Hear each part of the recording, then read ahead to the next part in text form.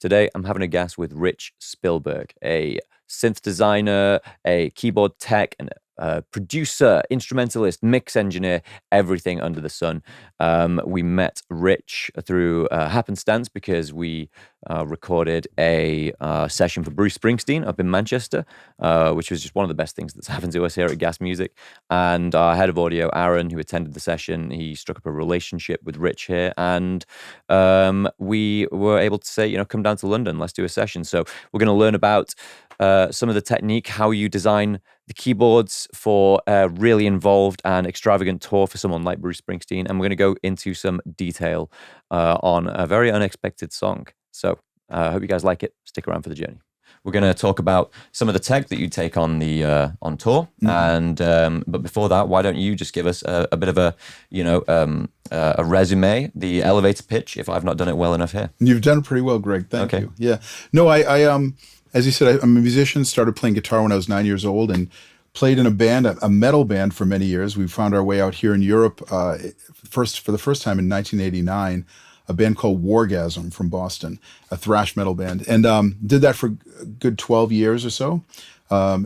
After that, joined a couple other bands, but soon realized I wanted to sort of delve over into the production of music.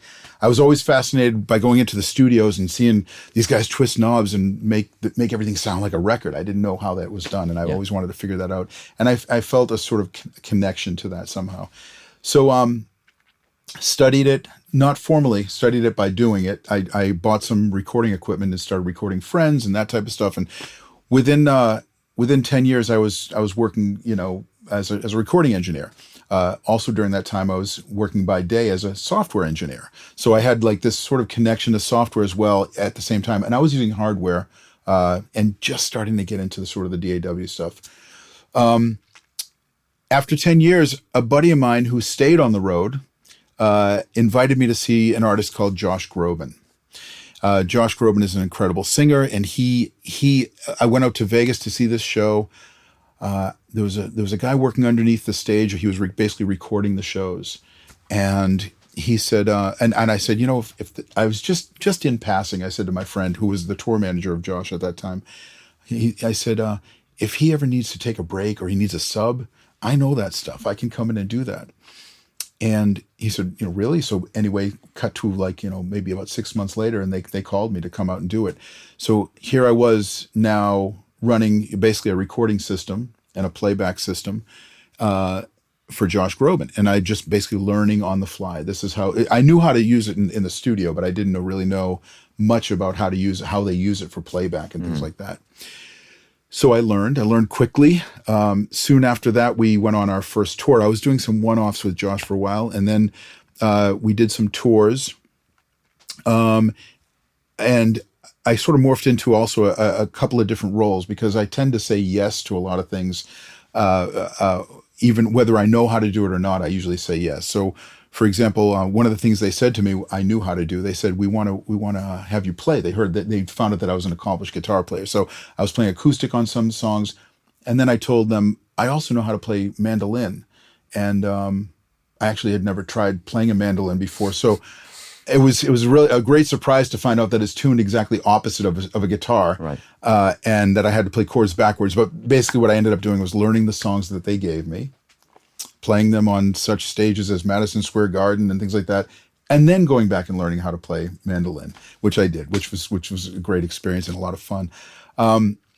So I worked with Josh, and then I also worked with Josh in a sort of more production-oriented capacity. His management called on me to sort of handle some of the one-off shows that he did, where I would basically advance all the performances and work with the musicians that were coming in to play with him, and make sure that they had all the things that they needed with regard to the music and all that. So that was great, and I really sort of expanded. And it was always, again, a situation where it was like, can you do this? We want you to try this. Can you do it? Yes, I can do it. And then you sort of figure it out. Yeah. How do I do this? So I did in 2018. So this was so I started with Josh in 2008, worked with him all the way through up to 2018, when I got a call from Ringo Starr's camp. They were looking for someone to use, again, another playback type of system. And do I know how to do that? Yes, I do. I've been doing it for years. We like our guys to do other things too. So in case some guy gets sick during a tour, you can come over. And he said, do you know how to tune guitars? And I said, I've been playing guitars for 40 some odd years by this point. And yes, I know how to tune guitars. I can take them apart and put them back together. He said, what about keyboards? I said, well, I've helped out on tours with keyboards, just, helping this guy with this keyboard. He said, okay, I'll call you back in about a week. We'll see if it's a good fit. He calls me back and he said, welcome to the family you're in. You're going to be our the computer guy, and you're going to also be our keyboard tech. And I said, George, thank you so much. This is great. Thanks. This is wonderful. And he said the tour starts in about a month, so we'll talk to you soon about all the details. Okay, great. I hung up the phone. I was like, yep. I'm like, what did I just commit to? Never. I mean, I had programmed keyboards in my studio, and so I wasn't completely unfamiliar, but.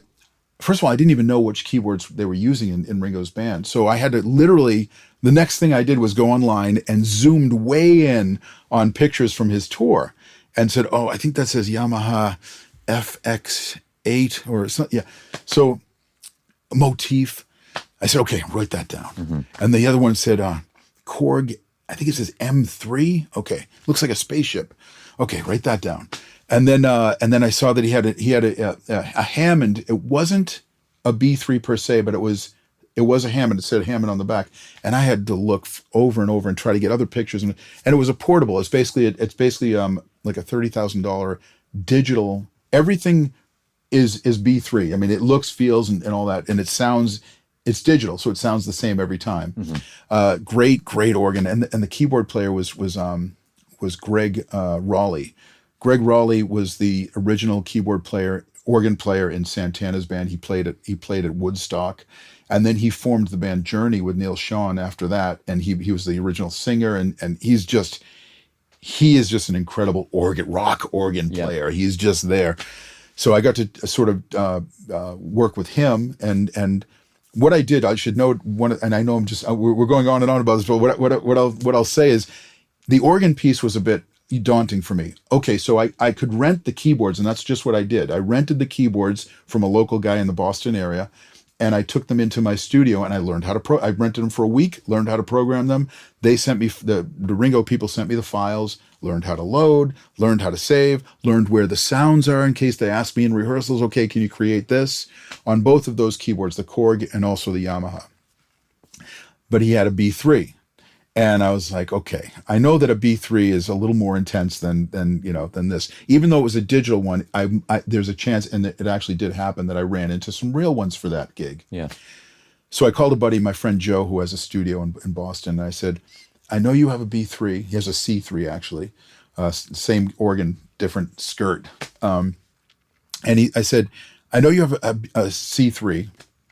Do you maintain your organ? Do you do that yourself? He's like, hell no. Yeah. He said, I sent it to this guy. And so I said, give me his number. So I called the guy, and this is one of those calls that it's just an odd call. So I called him. I said, my name's Rich Spillberg. I'm working with Ringo Starr. I'm a keyboard tech for the first time, and I want to know a little more about B3s. Can I pay you not to fix anything of mine, but just for your time? And I'll come down. Come on down. This guy was a really nice guy, sweetheart. He has a shop. He has a bench where he's fixing B3s all day long and other keyboards as well.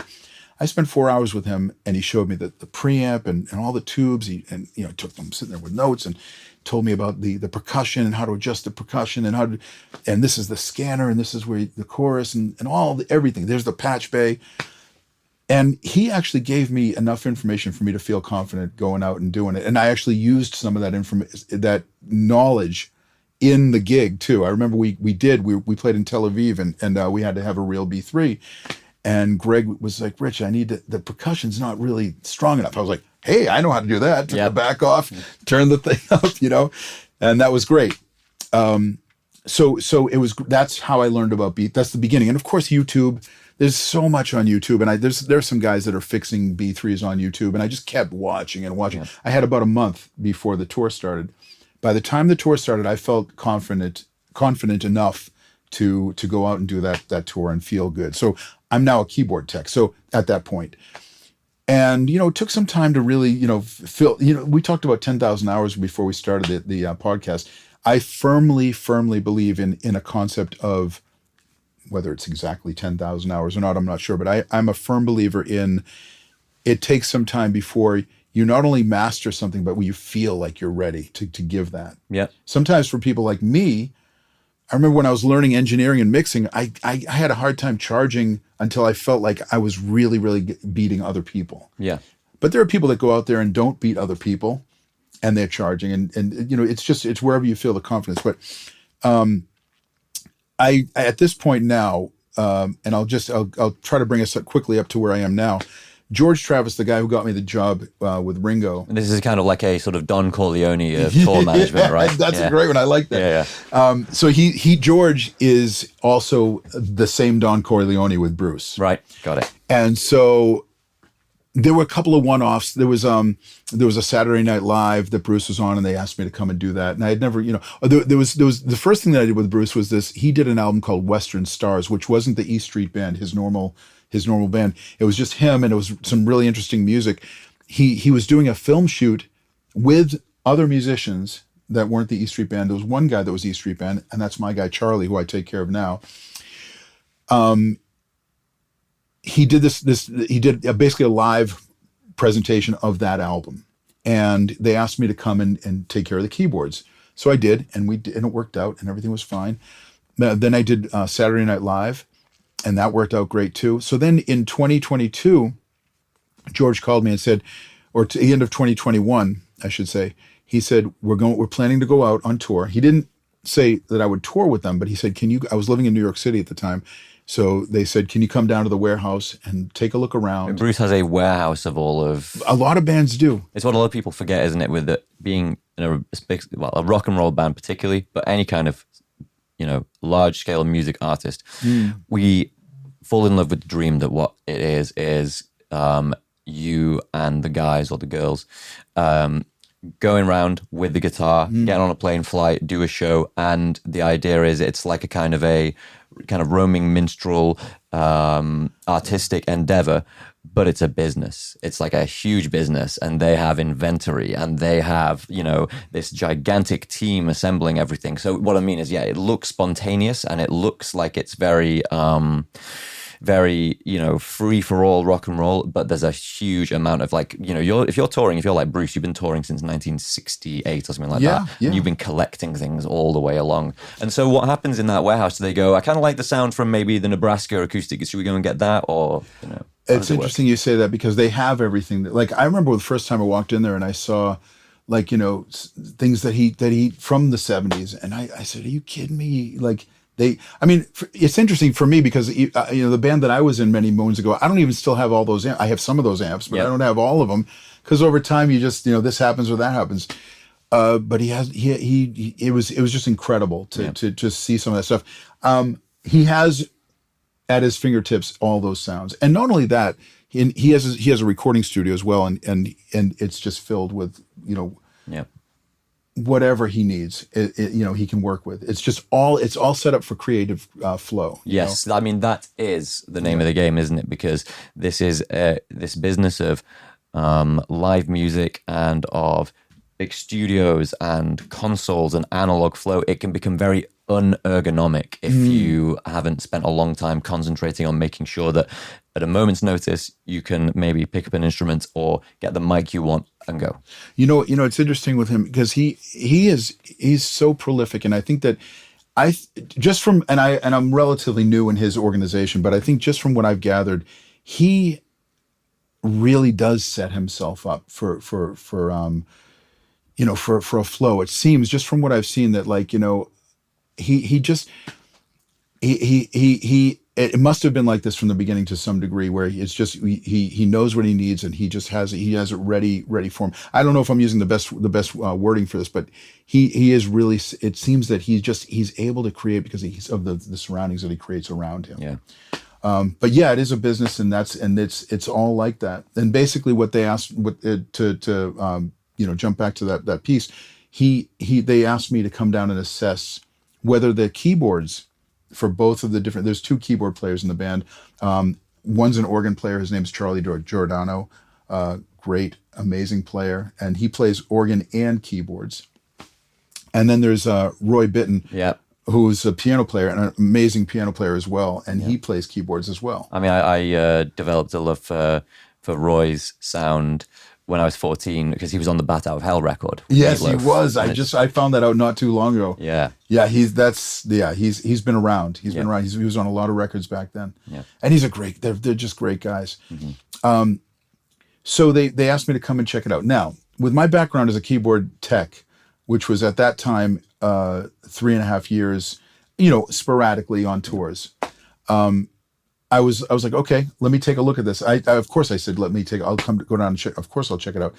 But when I took a look at what they had, I basically had to, I really didn't even know what I was looking at. Yeah. Because they had, these systems were previously built in 2010 or 11 or something like that. So first of all, they had old laptops that would barely turn on.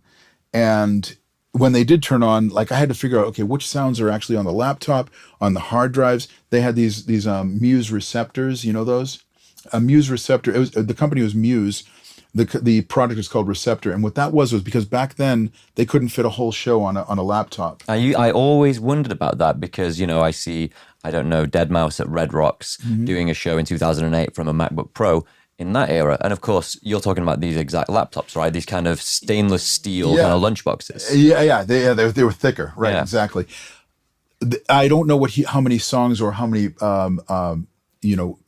sample libraries he had. See, in this world, it's not so much about songs like playback. Yep. Like I think Deadmau5 would be more playback oriented because he'd have songs in there, which are just this sort of stereo. Maybe he has multi-tracks. I'm not sure, but it's that.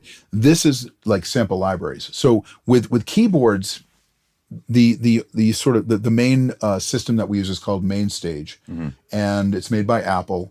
And and we can show you a bit about what that looks like. Yeah, let's have a look. Okay, so we'll start this recording. And so this is MainStage. This is what you're looking at every night on tour with the E Street Band or whomever. Exactly. Okay. Exactly. And I can show you some pictures of the rig as well. I'll send you some pictures so you can see how that looks too.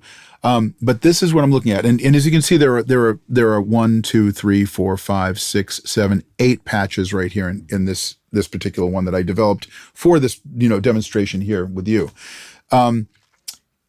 Basically, you set up this piece, this middle piece in this layout section, and you'd basically if I had 3 different keyboards, for example, that I needed to program sounds for, or let's say 2. Yep. 2 different sounds, right? I would add in this layout section, I would add another keyboard to this section, and that would appear in the edit screen. So you just look at all these things. Here's another keyboard. I could flip that up there, and a bunch of different controls that you can put in there as well. And once that's in there, you have another keyboard right here, and you can assign a different MIDI input to that keyboard, and so forth and so on. Oh, it's surprisingly user-friendly as well as in the graphic interface. I thought it would be much more impenetrable than that. I don't know.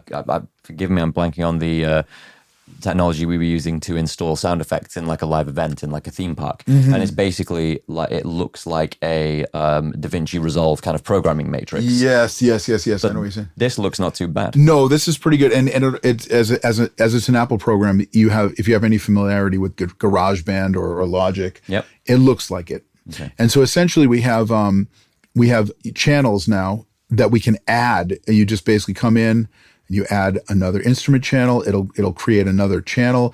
On that, you can load a soft synth, or actually any sample library. You can add anything as an instrument. Okay, so it's extremely flexible. Yeah, I have contact players as some of my channels. Yep. Anything that's AU you can load in. Just anything you can load into Logic, which is basically almost any product, you can load it in here. You can also work with and it makes sense to use AU because this is Apple proprietary technology. So you're not going to worry about interfacing with Windows and use VST3 or anything. Yeah, I think if you have a wrapper, you can probably use VST ones that are not made for. And if you have an AAX, I don't know if you can. I think that anything AAX, I might be off base here, but it seems that most AAX programs also have a AU sort of a counterpart. In here, you have effects that you can put in or process any sort of processor. So right now, I'm using. They have some intrinsic ones that come with MainStage. Here's an EQ, and there's also compressors. And that's identical to the Logic. Yeah. EQ, and here's a compressor. I don't know if Logic has this one. Maybe it does, but and generally speaking, I use these not so much for sound shaping as for gain staging sometimes, because I do sound shaping within the program, and if I find that sometimes if I have it too loud, it's not the same sound, or it's not doing what I want it to do. So I'll keep it low and bring in a compressor just to add a little bit of gain. I'll use the EQ for sound shaping, of course. Yeah. In this case, I didn't want the top of it. So, so you have these channels. You build your sound. You can also in as you get deeper in, there's a layer editor, and this basically shows you where you want your keys to go up to, so you can split the keyboard. In this case, you're watching it split right here. Down here, we have a lower piece, and up here, we have a higher piece. So it means that you're not having to flick around between presets mid-show. You're like from C1 to C3, it's this sound, from D3 upwards, it's a different lead sound. Exactly, and you make that adjustment right here. Okay, cool. And that's usually it's per song. We have a patch per song, sometimes 2 patches per song. We'll flip to another patch. But yes, you could potentially do it for a whole set if you just had basically a sound, 2 different sounds that you wanted for your whole set. You also have the ability to layer. So in this region of keys, in this whole region, I have 2 sounds that are playing together, and that's the I believe that's, let me see, this one's that. Okay, so it's these 2 that are playing together. And I'll go into the sounds as we get deeper into this. But this is MainStage. I had to basically learn MainStage, and MainStage is working off of sample libraries. So for example, as I developed this system and these systems for them, we had to say, okay, what kind of sounds do we want? First of all, we wanted to pull in every single sound that we had from before, because if Bruce asks for a sound, we want to make sure we have it. Yeah. And it has to, he's got an incredible ear, so he knows what, if you change something and because you had a bright idea, I want a more modern sounding string, because the string libraries are just, they're you can go from Mellotron to Spitfire, to exactly. ADO, Right, exactly.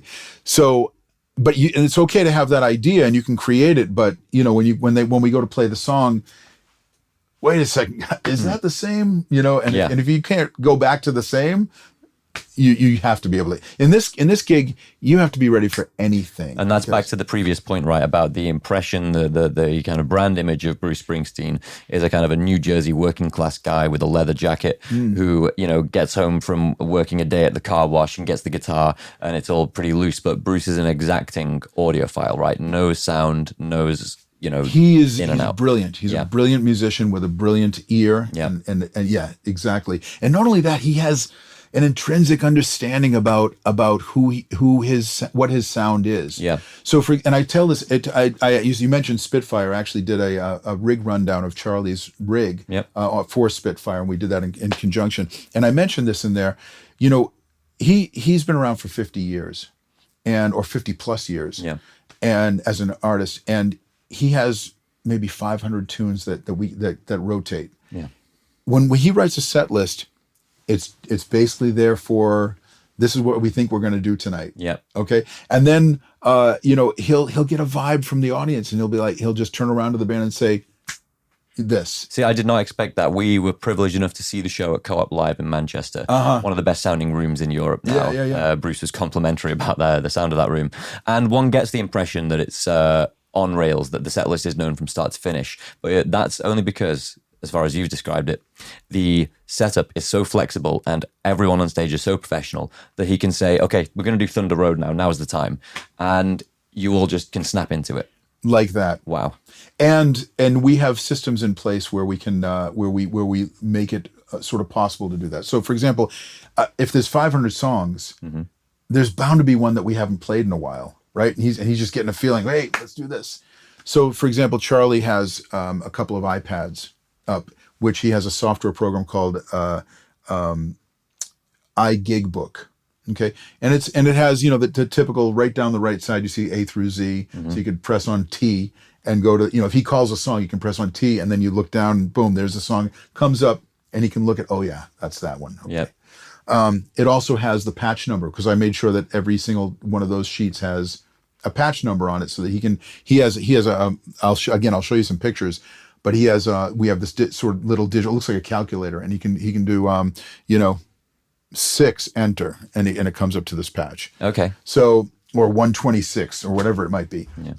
And this can be happening so if there's a spontaneous song called, Bruce goes and talks to the crowd a little bit, works the room. Bruce, and he'll say, "We're doing this song.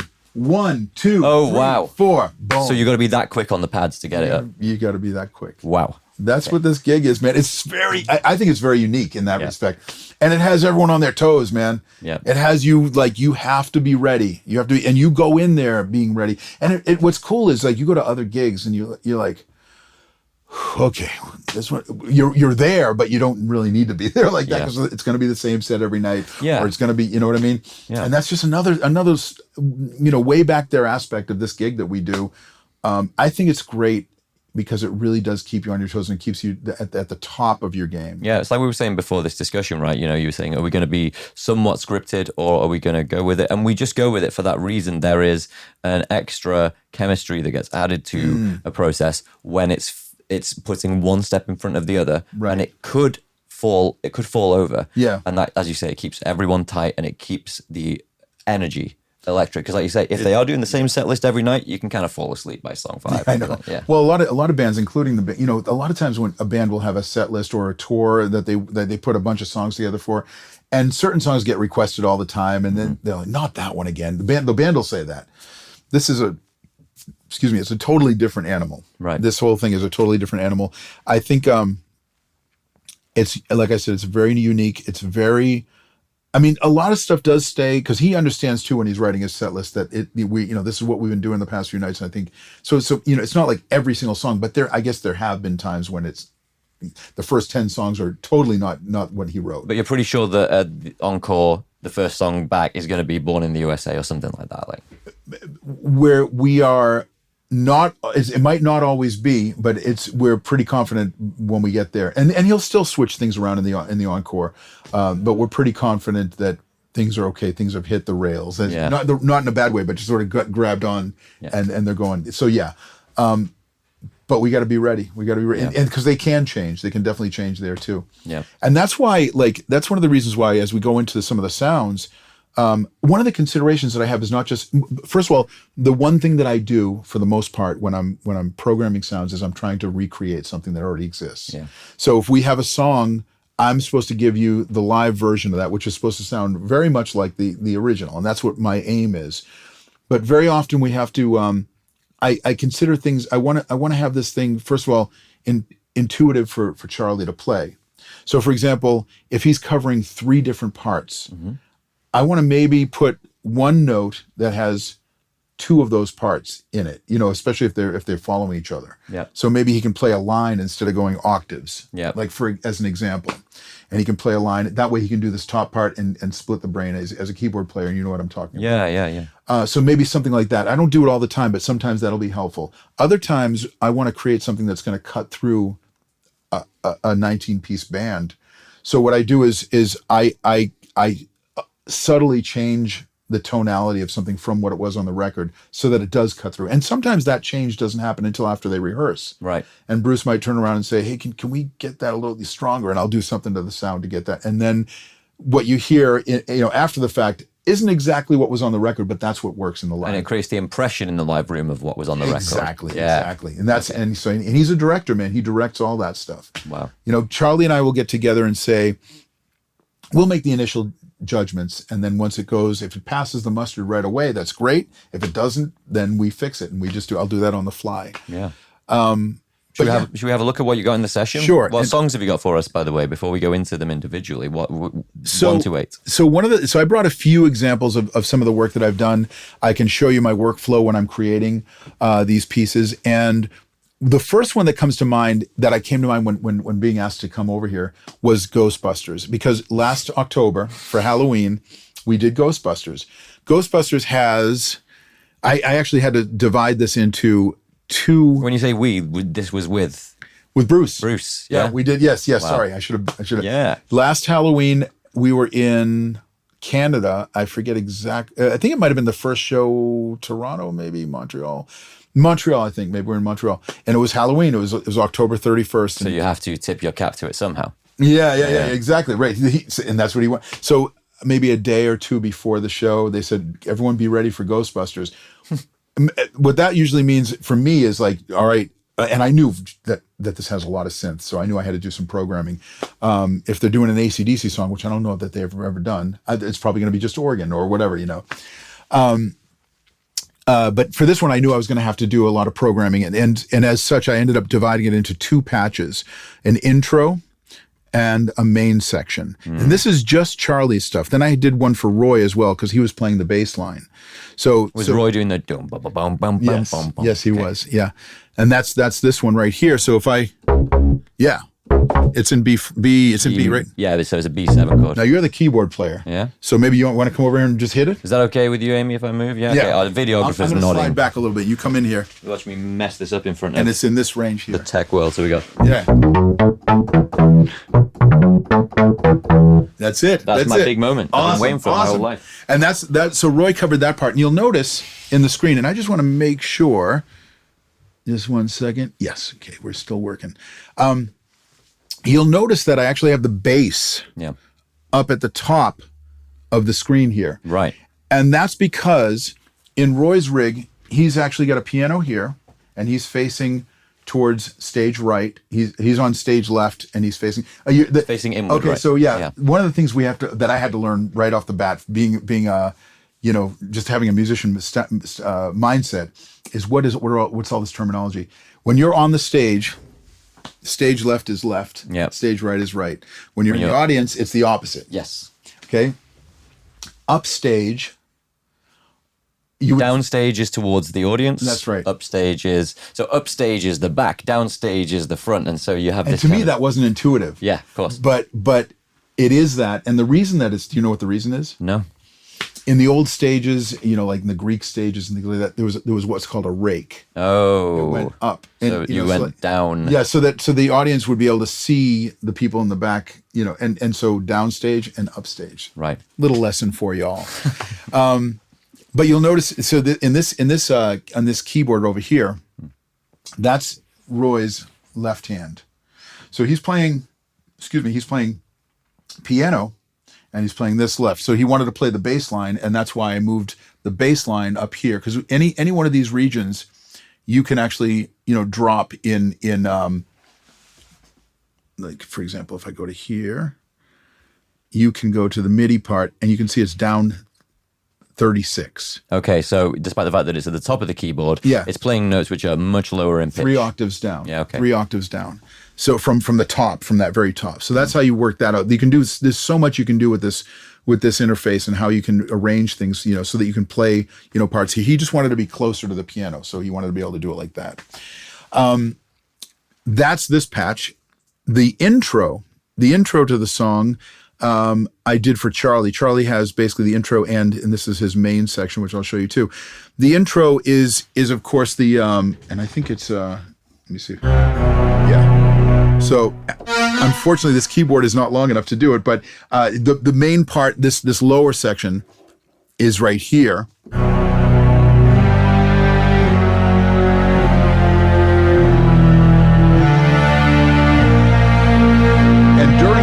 During that, this piece is playing,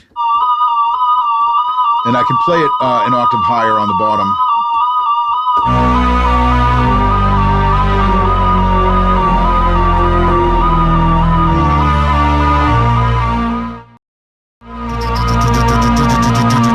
Yeah, that's it. So that was just the creation of that was how I created, and I can show you what I did. So going into this, and I'll go back to my sort of workflow and the way I approach this stuff. The first thing that I did when I found out I had to do this was I got online and I just searched, and I, not knowing whether I'd find anything, I searched how did Ray Parker Jr. or what synths did Ray Parker Jr. use when he did Ghostbusters, when he recorded Ghostbusters? And I found that he used a Roland Jupiter 6. There were some videos on it. He was talking about it and all that. Roland Jupiter 6. And at the time that I did this, I didn't have any sort of emulation of that. So I had to look around. And the next thing I did was look around and see what was there. And I found this company called Cherry Audio who makes this thing called a Mercury 6 because they couldn't call it Jupiter. Yeah, sure. And it's an exact, or it's a very close emulation of the Jupiter. Mm-hmm. And knowing that it was this, that was kind of I was halfway there because I still didn't have, I mean, I checked, their presets and went into some of their presets and said, tried to look for similar things. And then I also read the manual that comes with it. And I also did some research online, watched people programming real Jupiter 6s. And because that's basically the way that I come across, the way that I learn anything new is just by immersing myself in it. And if I have 2 days to do this, then the first piece I'm going to do is just learn about how they did this. Well, so if you got 2 days to learn it, you'll spend the first day, just 14 hours just... I'll spend as long as I can. Basically, yeah. So like I said, the search for the Ray Parker Jr. and what he used was that's his name, right? I got his name right. I believe so. Yeah. If not, we'll subtitle it. Yeah. Exactly. That search was 5 minutes, and I found out that he used this keyboard. Next thing I did was I found the keyboard. That might have taken me an hour to download and get the right one and all that. And then I spent some time watching videos of guys programming the real keyboard and how this keyboard is set up and how is it different and what's really going on in this keyboard. How is it working? What's the concept behind this one? And then I saw. Then I read and then I basically just dig in. What I'll try to do is find some patches that sound close first. If I do that and I'm close, I can start, using what I've learned about this to sort of, move forward and do that. I can go through what I'll do is I'll go through the different pieces. So this right here, the first thing that I worked on this intro was the lower section. Here, I'll do it like this. So, you see, if that was me, I'd be like, right, I need to find a preset. Nah, we're building from scratch here. Well, what happened was I went to the Mercury 6 and I started messing around looking for a preset, and it didn't seem to have and first of all, I'm going to mute part of this sound because it is two sounds. You can see it's layered. Yeah. The green and the brown are two different layers. I'm going to mute the green part right now, and I'm just going to go to the synth that I use. I was going through the Mercury 6 and I couldn't find anything that sounded really like this. Like the one on the... Can we play the original? Are we allowed to do that on your podcast? Oh, I don't think we are, actually. Okay, no. I won't do that. And basically listening very carefully, there were certain aspects of that synth that I was missing when I played it. So basically, I encourage the audience to go and listen to it. So take a few seconds out, listen to it, and then we'll come back. And listen to it in parts. Like listen to the intro right now while we're doing this, and then we'll move on to a different piece. Couldn't find that the Mercury 6 or the Jupiter 6 for that matter was really the part for that intro. So what did I do? I looked through some of my other synth emulations and also some virtual synths that I have. And I came upon this Korg Poly 6 and was digging around. Again, we're talking, you asked about if I'm 14 hours. I mean, this is where I go with it, Yep. And so I found this sound. Actually, it wasn't this sound. It was a preset that sounded similar to this. And you start with the preset and you tweak from there? And I tweak to get to just what the album is saying to me, what I'm hearing from the album. But you have to have a good flow and knowledge of waveforms and stuff like that. Yeah, and so you basically dig in. And if there's something on this interface that I don't understand, I'm going to go to the manual. I'm going to go online, and I'm going to say. But generally they're oscillators. There's the range of the octave. Yep. You start with the basics. For me, I start with the basics. Like. Is it a sine? Is it a saw? Is it a square? And you generally airball that, like you just yeah. And I can flip through their different ones and see what their version sounds like, which might be slightly different from, which might be the reason I didn't like the Jupiter, the Mercury, because it didn't have exactly what was on the record. Now the focus, in my opinion, in my workflow, is on the record. What am I hearing? I'm hearing a slight buzz. So I maybe I'll go to the saw, and maybe it's square because there's like a kind of that sort of phasey sort of sound of a square. I definitely know it's not a sine because it's not smooth. Yeah. A sine is the easiest to identify. Yeah, right. So that's that. I start with the basics, and then I get into the fine tune. It's not like I reach for something right away and know that's going to be the one thing that fixes it. I have to start with the basic aspects of the sound, and I'll actually go into that with the next sound that we developed, the high part of it, and I'll show you how I did that. But here's what I ended up on the synth with that bass line. So.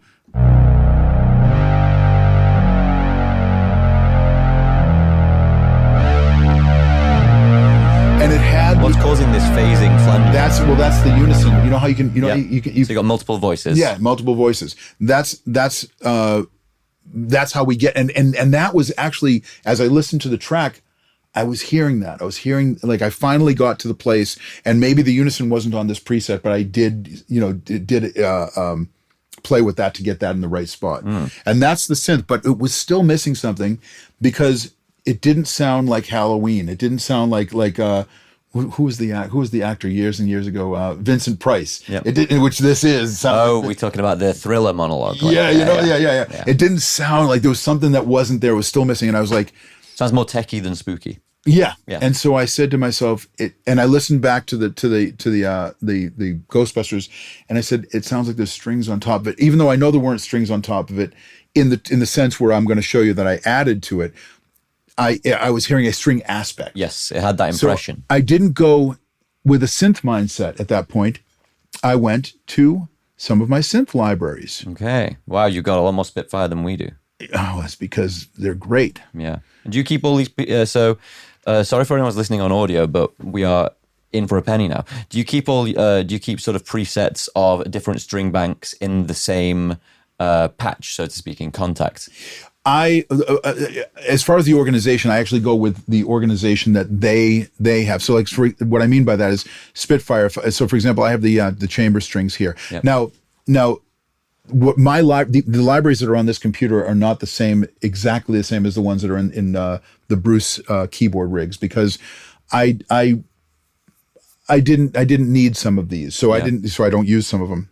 And by the way, I hate to bring you off on a tangent, where are you storing all these sample libraries, by the way? That's a great question. And this goes back to when I was first sort of checking out and reverse engineering these systems to rebuild them, which I kind of skipped over.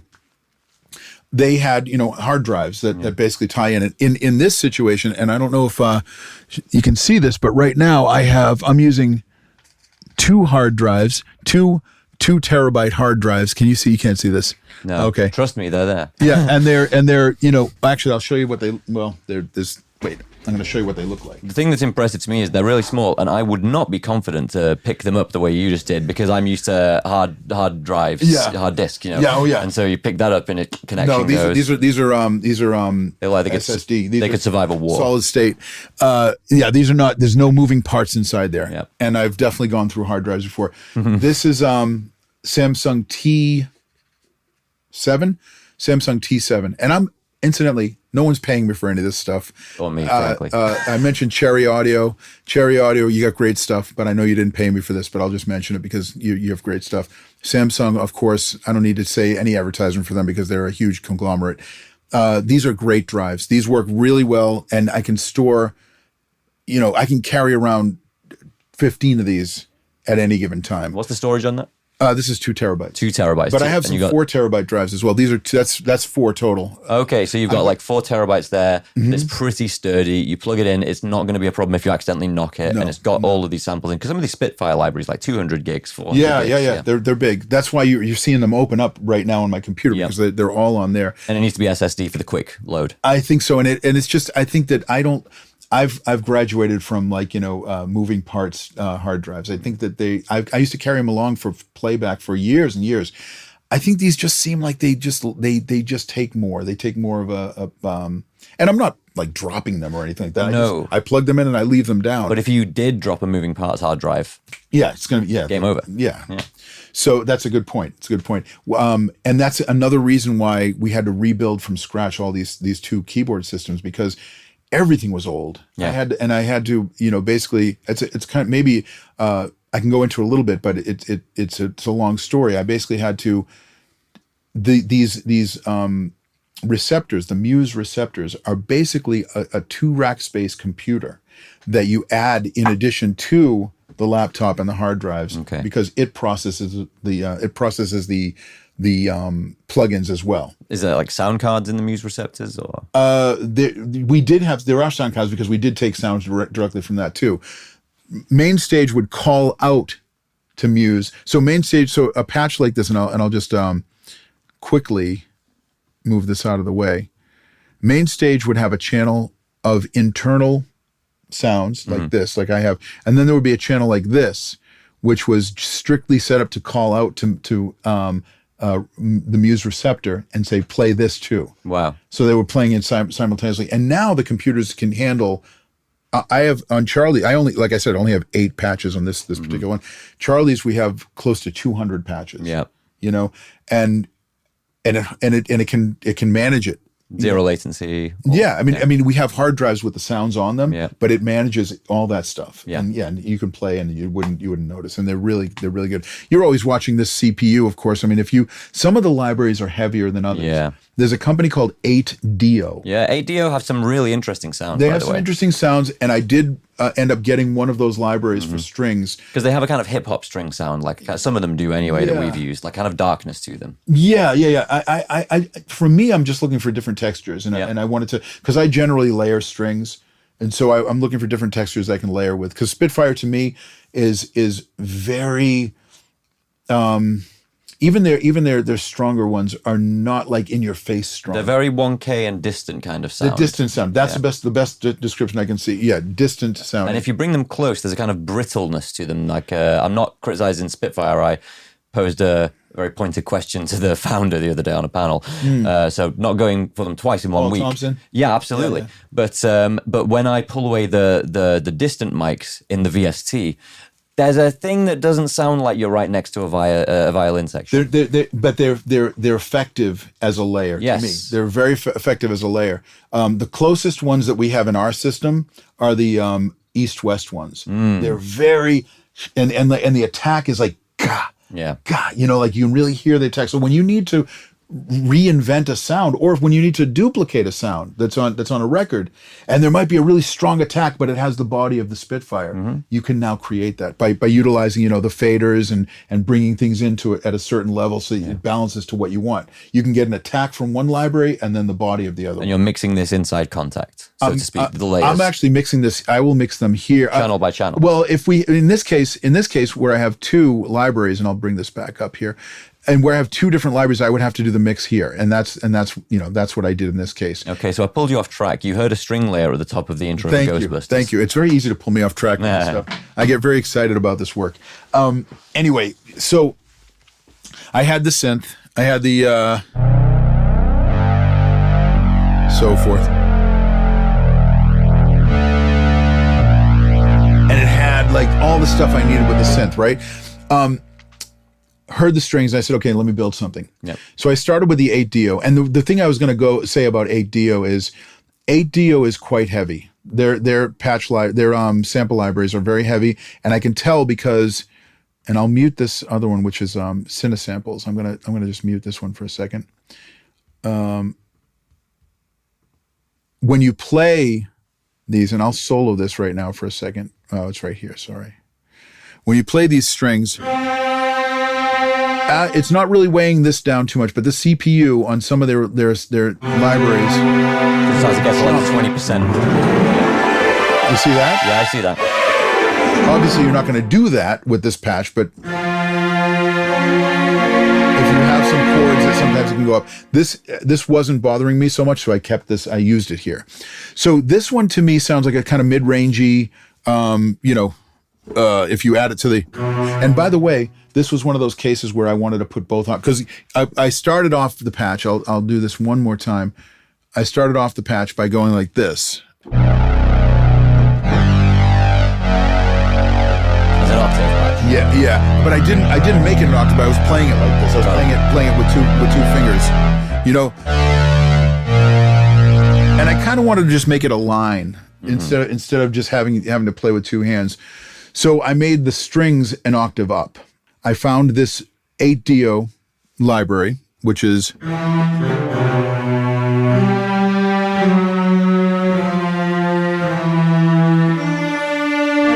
when I put that together with the other piece,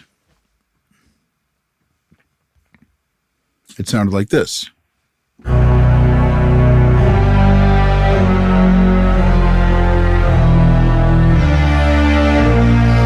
Something was still to my mind, in my ears, while I was listening to the record and going back and forth, something was still a little bit missing. So I added this Cinesamples library, which is a kind of sort of lighter, sort of more, I think they call it flautando sound. And I'll mute the synth for a second. So it has a slower attack, so it comes in as the note goes on, giving it some like dynamic shift. Right. And so, yeah, so that to me was adding a bit of just like this, again, that sort of, tentative sort of piece. So what I'll do is I'll put it all together and you can hear how that all sounds. And it's like,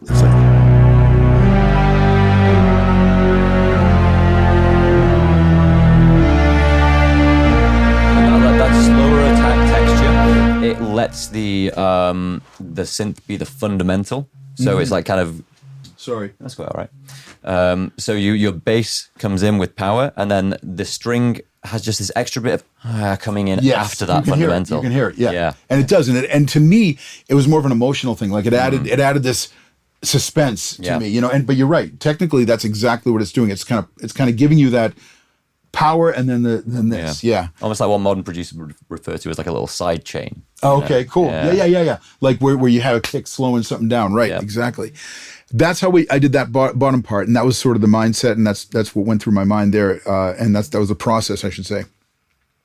On the top, the kind of spooky, sort of warbly sound, which is this.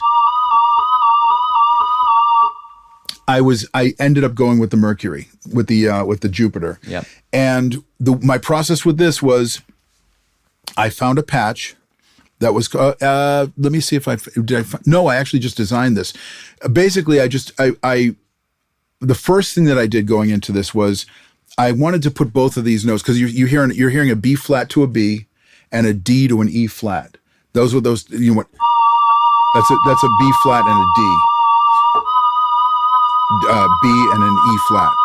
So I wanted to combine those into two, so that he could basically do the the one finger down here line and one finger up here line, and keep it simple. It's a new song. It was just given to us 2 days ago to play, so let's have this be as simple as possible. That was just my sort of way of approaching it. So what I did here was I went to there's two oscillators here, and the first one I had I tuned, and what's really cool about these oscillators in this one is you can actually, it just doesn't go straight to the octave like it's B flat, B flat, B flat. It's actually by semitones, so I can actually dial in exactly where I want to be. So those ranges on the Mercury, they show you where the octave is, but it's not snapping to the octave. It's not snapping to the octave, so it's really cool. That way, this one I did have as the root, right? But this one, something? Let me pull this out. I think. Yep, that's right here. It is this one. Okay, great. So this one, however, I have as the D, as the D. So, something? Hang on a second. See, there's the semitones right.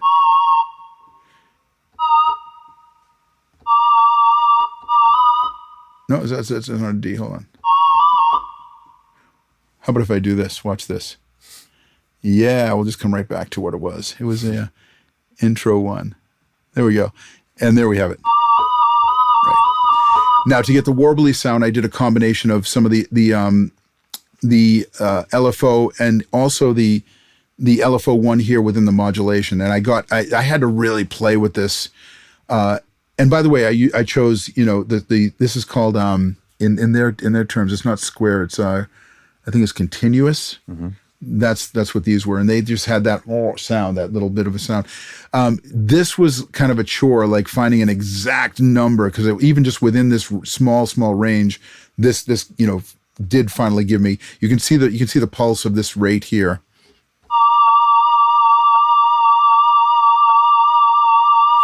So, and then there's also LFO2. down here, which is a little faster. So it's a combination of that wow, wow, wow, with this faster one. They're kind of playing off each other, da, da, da, da, da. Yeah. So there's like, basically like, it's almost like rhythmic amplitude modulation. Exactly. Yeah. Exactly.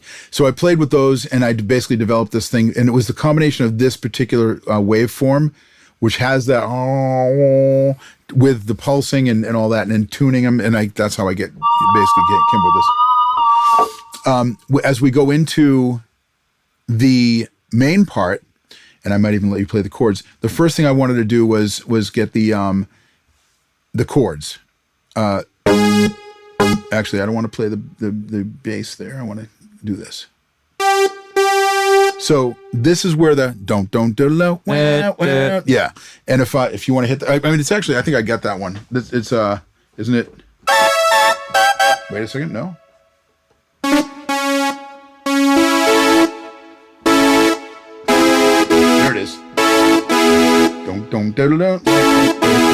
Yeah. That wasn't too hard. I think that was actually a preset. I think that was actually a preset that's called Jump, which is Van Halen. And I actually I didn't do too much to change this one. I just found it. I'm like, great, I got that one done. So sometimes it is as simple as you can use presets. Yeah, especially if it's, it might even be a preset that Eddie Van Halen used and Ray Parker Jr. used. Very often the case. I mean, I think they found that Firestarter by the Prodigy was made out of a preset called Firestar. Yeah, so, yeah. There you go. The top, it's in B, right? Yeah, so it'll be D and B. Yeah.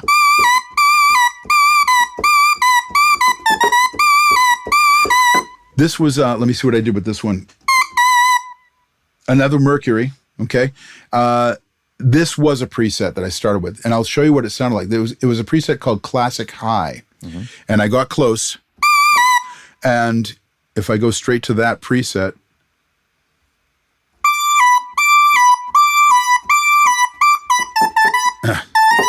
and then if I compare it to what I ended up with, so I added some movement to it. I definitely had one of the main things that happened with this one was I utilized this sync, which pushes. I believe it might be sort of like the DX7 architecture, where it pushes it takes one oscillator to sort of modulate another one, or at least stacks them, or some. I'm not entirely sure exactly how it was working, but when I pressed that button, I went from the original one, which didn't have either of these syncs pressed, to the other one, and that's how I got that sort of from here,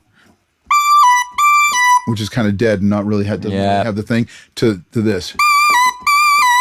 And as you can see, as I press compare, you can see where all the changes were from the original preset to the.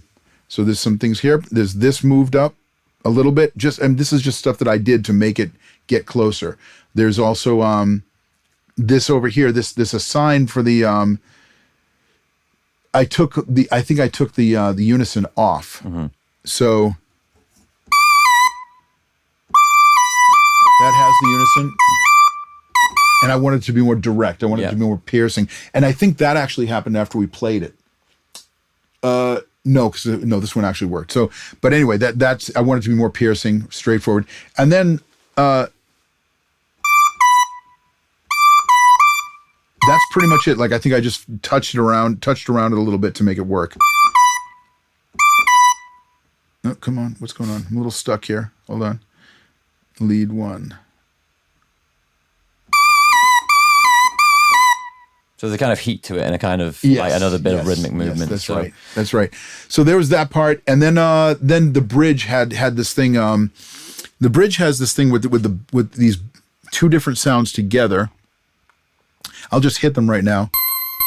And this one there's like a dun dun dun dun dun. So there's like a sort of eighth note thing happening here, and then this thing does like a no. Let's see. Yeah, it's like that's it. So the other one's like I can't remember exactly what the line is and with it out here right now, but it's like a. So I'm like. And it does something like that. So you can basically, and as you've been saying, throughout, you can patch these into the same keyboard at different ranges, which can basically make the whole flow more efficient, because you can have as if you've got two different players on the same keyboard. You can do that, and also the range of the octave of this one is super high, but it's down at near the bottom, and this is also a medium range here for this piece too. So you can actually place things wherever you want on the keyboard. Yeah. And what I'll do is I'll say, okay, Charlie, here's where the sort of switches are, and so forth. So that's basically a look at how I put together this one, a very intense sort of involved song. Yeah. And with 7 or 8 different synth sounds in all together. And a very well-known one at that. So I've been given the wave by our director. Yes. And so we're going to have to wrap it up there. I didn't expect this. So we got the Bruce Springsteen's key sec, and we spent almost the whole thing on Ghostbusters. Which is great. But it's like an iconic sound. Yes. And it's this is really good. I hope that the series, that as we put it out, is used in educational ways. Most of our subscribers are music production people. Mm-hmm. And so this is now going to be a one-stop shop for anyone who needs to know how to make that kind of classic 80s sound, and also what kind of VSTs to be going for, because I'm always just reaching for Omnisphere, and that's very specific preset-y stuff. Exactly. You can get in and mess with those sounds a little bit, especially if you use plugins after it. Yep. But it's not like a serum or something like that, where you can really start from very basic and build it way up, which we didn't get into too much here, but I mean there's a lot that can be, these sounds can be created within Serum. Yep. And you can do almost anything. It just takes some time to sort of understand the concepts and all that. Yeah. But the Omnisphere is great too. I mean, there's great sounds that automate. You just get inspired right away because you pull them right up and they're there. Yeah, but it's very easy to stop there, isn't it? Mm-hmm. Because you got those samples. So maybe we'll do another session, maybe over down the line, as they say, one day, to just look at some more famous patches and see how do we make this stuff. Absolutely, anytime. But yeah, it's been great to have some of your direct experience come to us while you're still on the tour, I think, aren't you? Yes. How long is the tour going on for? So we're here. We're in the UK until this Saturday. Right now, today's the 5th of June. Mm-hmm. We finish at the beginning of July. We're back home in the States, and that's Bruce is pretty much done for the year. Mm-hmm. I do a Ringo tour in September, and I'm in my studio mixing. I've just did all kinds of different projects. Yeah. How can people find you if they want to contact you for your services? So my website is richspillberg.com. It's RichSpillberg.com. There's a sort of contact page. It's a one-page website. You just scroll down to the bottom and it's right there, and that'll go straight to my email. Excellent. I make patches. If people are looking for this type of work, we can talk about anything. Yeah. Anything you want. Well, as we've just done here today. So thanks for your time, Rich. Thanks for coming down to London. Thanks. And best of luck with the rest of the tour and the rest of the year. Thanks, buddy. Thank you. Appreciate it.